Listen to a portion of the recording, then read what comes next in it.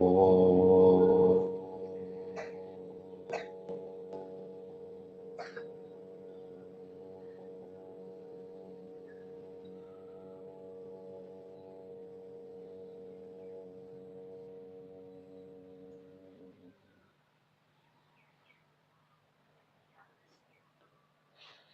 समादरणीय धार्मिक सज्जनवृंद, शंका और उसका समाधान।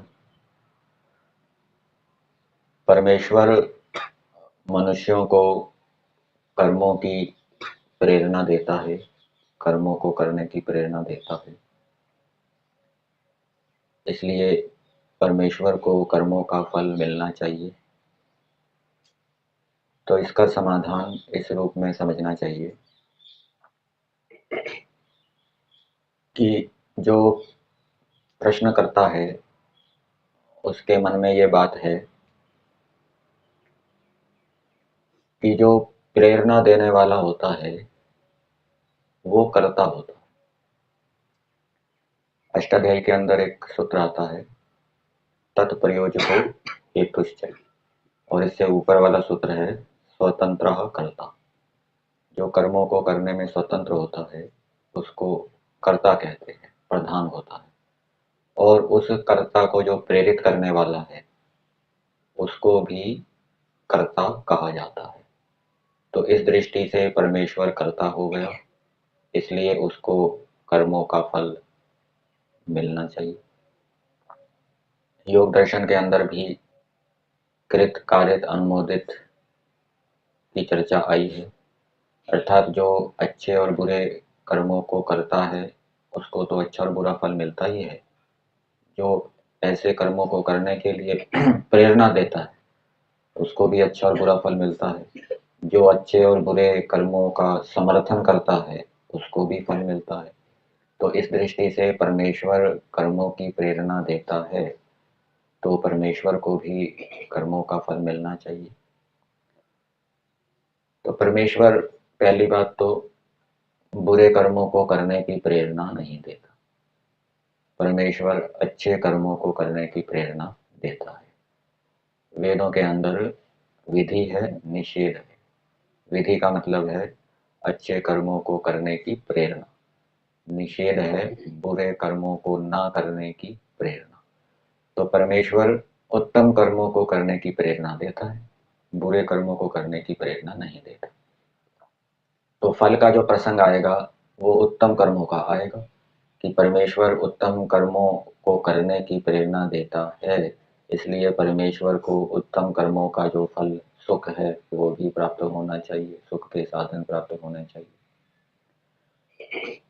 तो मनुष्य की प्रेरणा और ईश्वर की प्रेरणाओं में अंतर है।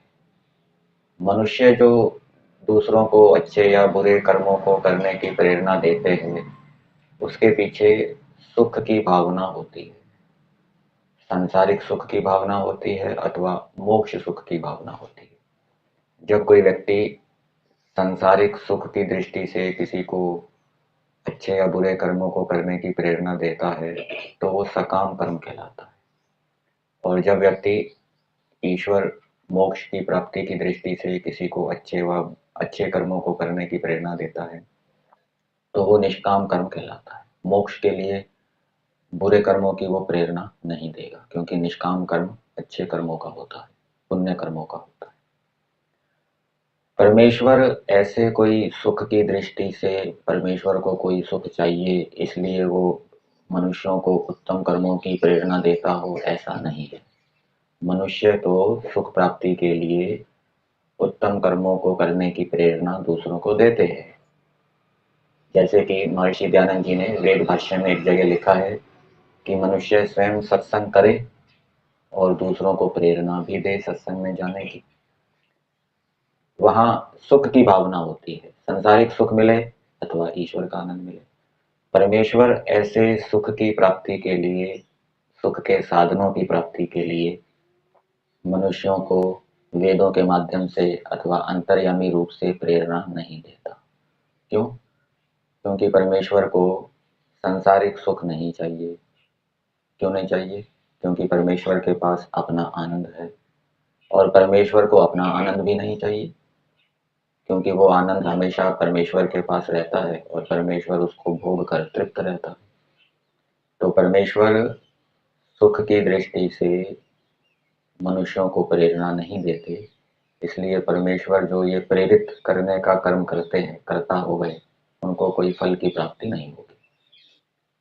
फिर दूसरी बात, परमेश्वर सृष्टि को बनाते हैं, उसका पालन करते हैं, विनाश करते हैं, जीवात्माओं के कर्मों का हिसाब रखते हैं, न्यायाधीश हैं।